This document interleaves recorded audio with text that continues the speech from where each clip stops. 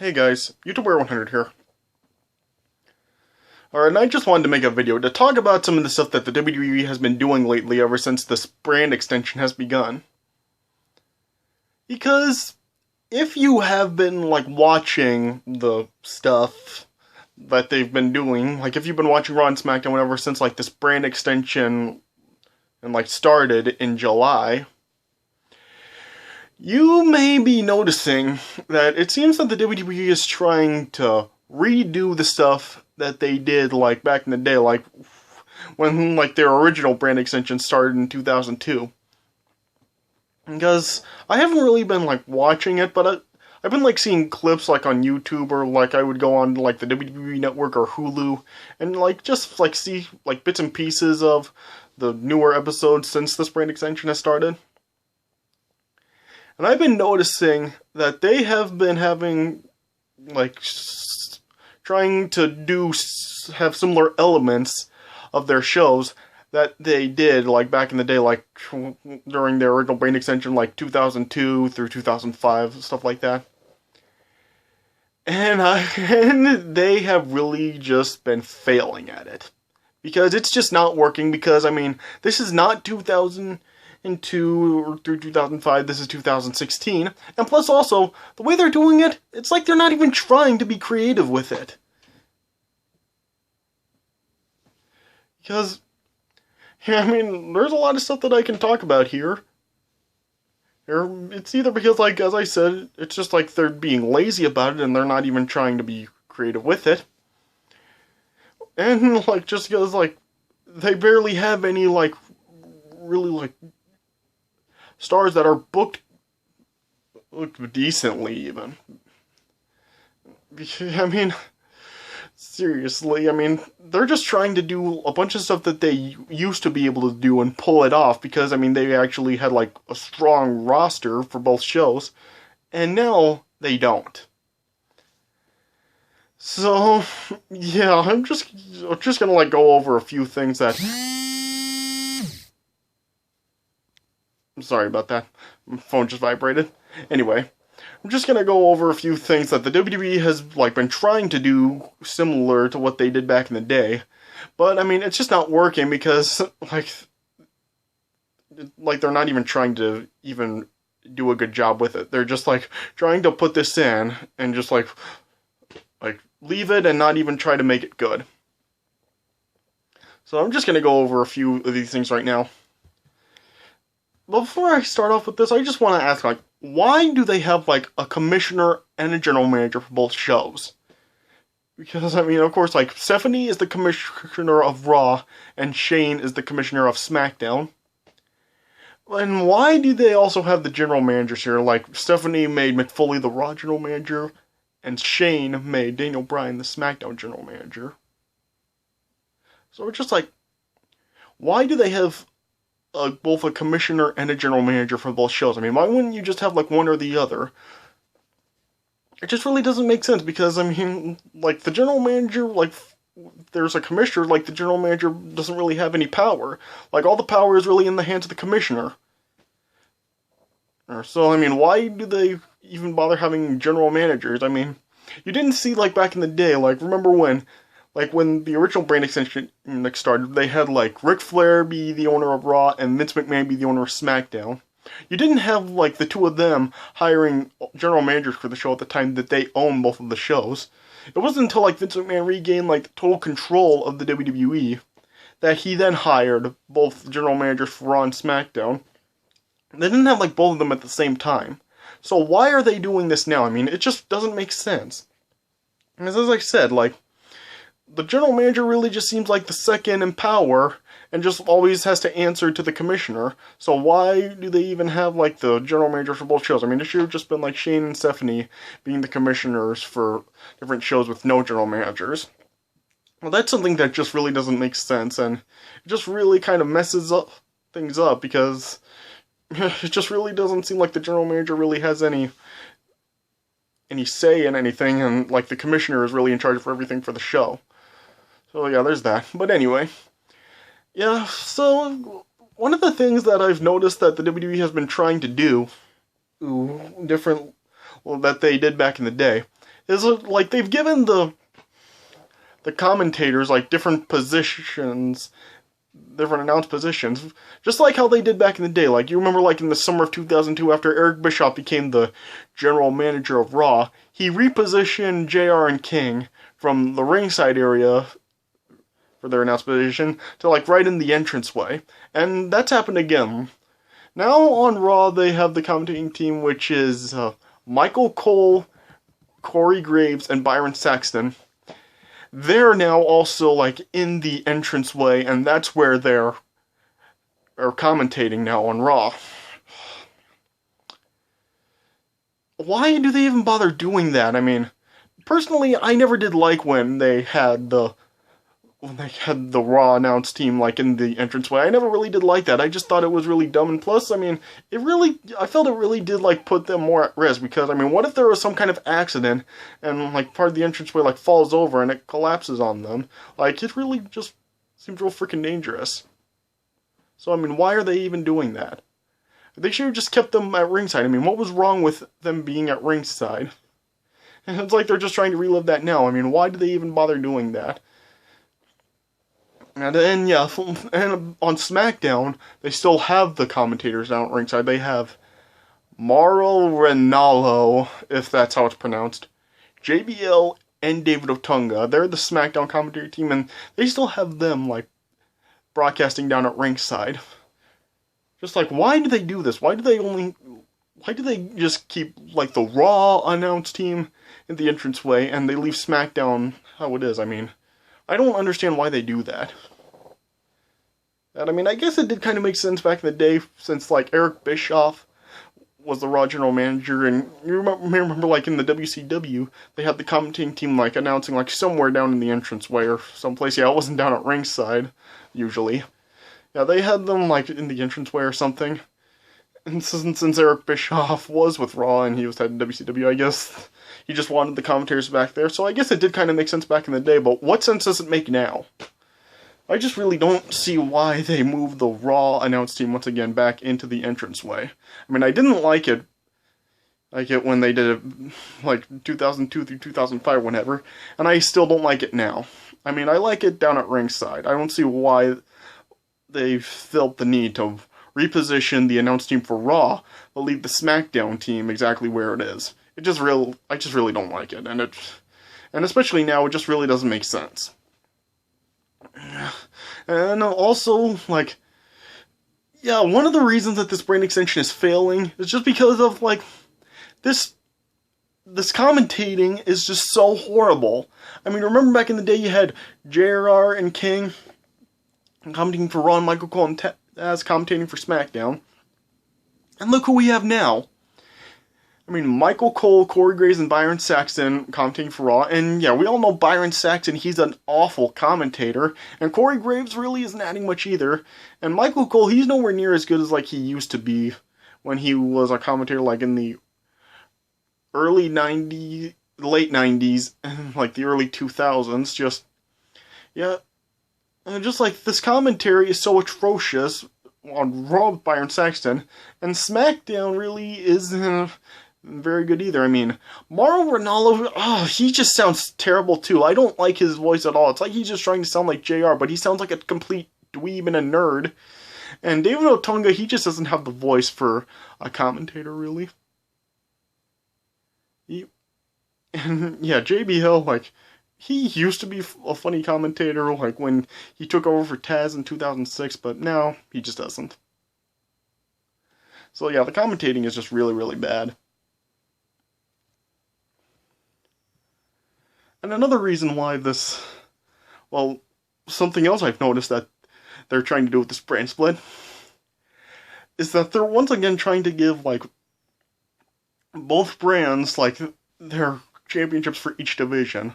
Like, I've already talked about this before. After, like, Battleground, when Dean Ambrose retained the WWE World title, they then gave Raw their Universal Championship. And then, yeah, with the women's title was also drafted to Raw, and the tag team titles also, they did what they did, and they gave SmackDown their own women's and tag team titles. But it's like they're not even trying to be creative with them. Like you've seen what I've talked about with them before, how they have the same design. But I mean, they're not even giving them like creative names. Like remember, like back in 2002 when SmackDown got their new tag team titles. I mean, they actually had different names for both of the championships. Like on Raw, they had the World Tag Team Championship, and on SmackDown, they had the WWE Tag Team Championship. And then even like after the Divas title was created in like was it like 2008 or 2009? Yeah, I mean they had the Women's Championship and the Divas Championship. Now they're just like they're calling them the Raw Tag Team Championship and the Raw Women's Championship and the SmackDown Tag Team Championship and the Raw Tag Team Championship. It's like come on. You can't even like add some creativity to the names. I mean, you really got to be that lazy about it and just say Raw and SmackDown. And I mean, gosh, it's like they're not even trying with this. I mean, there's just like, oh, we don't need to come up with we don't really need to give any good names to them. Let's just, like, since it's exclusive to Raw, it's on Raw, we'll call it the Raw Championship, and it's on SmackDown, we'll call it the SmackDown Championship. Like, come on! I mean, yeah, and plus, also, as I've said, they're like the exact same design for each belt. I mean, do you remember back in the day, when they had all the different championships on Raw and SmackDown? They looked different, and they had their own names. Like, let's just go back to, like, 2003. You had the WWE Championship and the World Heavyweight Championship as the two world titles. WWE title was on SmackDown, World Heavyweight was on Raw. And they had different looks. They weren't the same belts. Oh, yeah.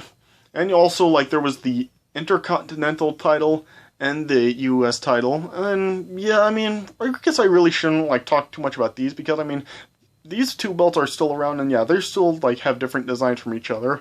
So, you know, I guess, like, there's not really much to I really can't complain about anything involving this. And you also had, like, the two tag team titles. There were the World Tag Team titles for Raw, and then there were the WWE Tag Team titles for SmackDown, and they both actually had different looks. They weren't the exact same design, and they both looked really good. So, yeah, as opposed to the tag team titles now, I mean, we have, like, the ones that are on Raw that have been around for, like, several years, and, yeah, these things are just looking terrible. I mean, it's not even gold, it's basically just, like, brass or copper, and they're all just round, so it looks like pennies. And then we have the new SmackDown Tag Team Championship, where it's just the same design, just the plates are silver, and the strap is blue. So, these are basically just, like, nickels and quarters, really. They just look so dumb. And we also had the women's championship that was the old women's championship, and yeah, it definitely had different design. And then when they made the Divas title, it was different design. I mean, the Divas title did look really dumb and bad, but at least it was a different design from the women's title. It wasn't the same thing. Yeah. And yeah, another thing like that I liked before, that they basically had the women's division on Raw and then the cruiserweight division on SmackDown, so there were like two different divisions back then, as opposed to now where just they have the women's division on both shows. And yeah, they like have now brought the cruiserweight division back to Raw, but I don't really know a lot about that since I'm not really like watching it very much now. And plus, another thing is just like the sets really they don't really look that different. It's just like they have red for Raw and blue for SmackDown now. They just really don't look any different, really. I mean, I like how they looked like during like the brand extension, and especially like 2002 to like 2005 or whatever. Like for Raw, you had like the big screen as the Titantron, and yeah, you had like the entranceway set up. You had like the thunderbolts down at the side. Yeah, and of course for SmackDown, you had like the double Titantrons and the huge fist. I mean, yeah, the sets actually looked really good back then, and now it's just like they they don't look different at all. I mean, you have that WWE logo thing in the entranceway, like the big Titan, just like the Titantrons and stuff. I mean, it just really doesn't look that much different, except for, like I said, they have red for Raw and blue for SmackDown. Like, what's the difference now? And also, like, another reason why this brand extension has really been failing is just because, I mean, they really don't have any, well, hardly any good stars. I mean, now Raw basically just has, like, Seth Rollins, Roman Reigns, and Kevin Owens. And then SmackDown just has, like, Dean Ambrose, AJ Styles, and John Cena. And really that's it. I mean, look at these other people that are on the rosters. I mean, on Raw, you have, like, Bayley, Alicia Fox, Big E, Big Show, Bo Dallas, Braun Strowman. I mean, there's Brock Lesnar, but Brock Lesnar, he's not really around full time. Curtis Axel, Chris Jericho, was really nothing's happening with him. And Finn Balor has looked like he got injured at SummerSlam, so he's out right now. But Kofi Kingston, Mark Henry, I mean, seriously, I mean, are any of these guys top stars? And then over on SmackDown,